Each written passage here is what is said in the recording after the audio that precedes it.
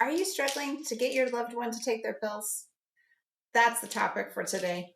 I am Nurse Karen, and I've been a nurse for the last 30 years, and I've owned a care home for the last 10 years. So I understand the day-to-day struggles that you are facing caring for your loved one. And pills are one of the biggest things that people tell me they're struggling with.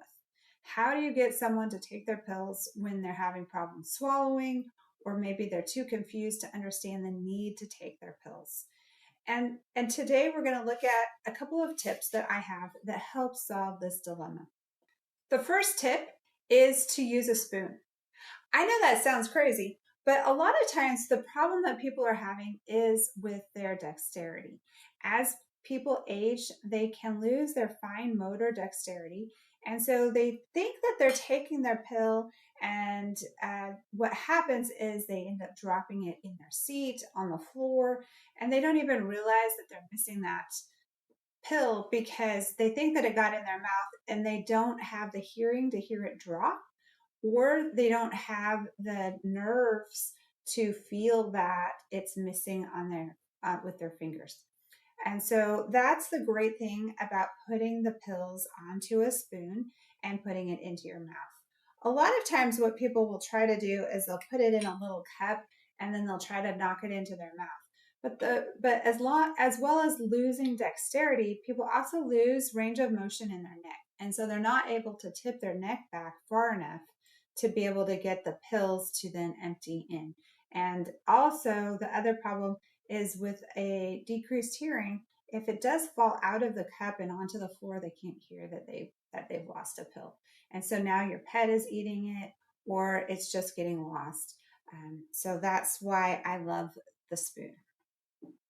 So what if the next problem that happens a lot of times is that they have problems getting the pill down their throat?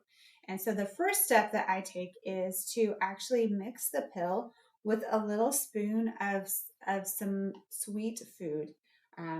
Applesauce is a great texture, or a little bit of jam without berries in it, or some pudding, yogurt, ice cream. All of those are great, and it just helps that pill to slip down your throat a little bit better. This is definitely a help, especially for people who maybe have bigger pills that seem to get stuck in their throat. So that's tip number 2.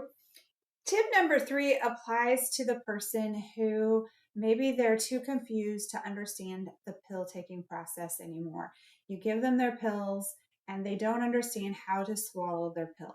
Instead, they spit it back out at you. They might collect them in the side of their mouth, and later on you find them spit out on a plate or in their bed, on the floor. Who knows where they can end up. But so how do you solve that problem? And that's where a crusher comes in. This is the particular model that I use. I've used it most of my nursing career because the assisted livings, nursing homes that I worked in had the same model. So when I opened my own care home, I bought the same one that I was familiar with. There are other styles out there. There is one that's like a little plastic bowl that has a top that you screw. I did not like that one because I found that it, with different size pills, it didn't always work very well. And so I like this one. I can get everything crushed. One of the things that I've done is I've ordered little plastic bags to put the pills into when I'm crushing it. Just decreases the mess and gets all of the pills crushed into a thing that I can then dump into a bowl. My crusher actually comes with a little cup, and that works to just crush it into there. But the thing with that is that it has to be dry when you crush the pills. And so if you've left any moisture in there, now the pills powder will collect on that spot, and it'll be hard and eliminate your effort. The other thing that I have found as a cheap, easy way to crush the pills in plastic is the cheap bags that we used to use for sandwiches before Ziplocs came out. They work really well. They're very thin and flexible, and they're also cheap. So those are actually what I use the most. So once you have your pills, you just drop them into the crusher and bang, bang, bang, And now you've got crushed pills. So now you've eliminated the problem of them spitting the individual pills out. What I do with that powder is I then dump it into my little bowl and I put 1 spoon of whatever sweet treat they love the most. The problem with crushing pills is that they tend to taste very bitter and nobody likes the taste. So I like to put it into something sweet. Pudding is a perfect texture, and I will just make whatever flavor is their favorite kind and keep it in the fridge. The applesauce works good. All those things that we talked about before. Jam works well. Uh, Yogurt, ice cream.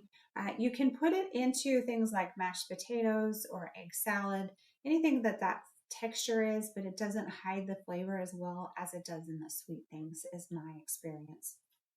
And I only do it in 1 spoon. If they have a lot of pills, I'll do it into a second spoon, but I try to minimize. So a lot of times what people think is that they'll get rid of that bitter taste and make it easier for them to eat by diluting it into more food. The problem is that now you've got that same bitter taste spread out across several bites. It's harder to get more bites than it is to just have one bite of very bitter. That's my experience, and that's how I get pills down pretty much anyone without any problems. And the other thing that people will tell me that they do is they'll put it into a cup of coffee or into juice, and they'll just dilute it. They'll let it dilute and turn into that cup. But I really discourage that because you never know when that cup is going to spill, when they're not going to drink it fast enough to get their dose in, when they're going to choose not to drink it. And it is very hard to get someone to drink something when they're not thirsty. So I stay away from putting it in liquids, absolutely. And I don't mix it into their general food plate because of the same problems. You never know whether or not they're going to actually eat their food. And so now you're struggling trying to get them to eat the whole plate when they're not hungry. They don't want to eat this meal. You never know when that's going to happen. And so that's why I just take the time and the effort to put it in a little bowl with 1 little spoon of food and give it that way.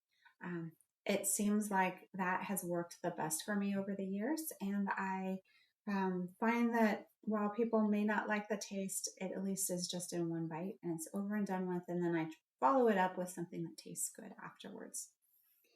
If you have any other questions about caregiving, be sure to let me know what your questions are. My goal is to help you be the best caregiver possible, to enjoy your time with your loved one during these days and weeks and months of caregiving. Check out my next video and I'll look forward to seeing you there.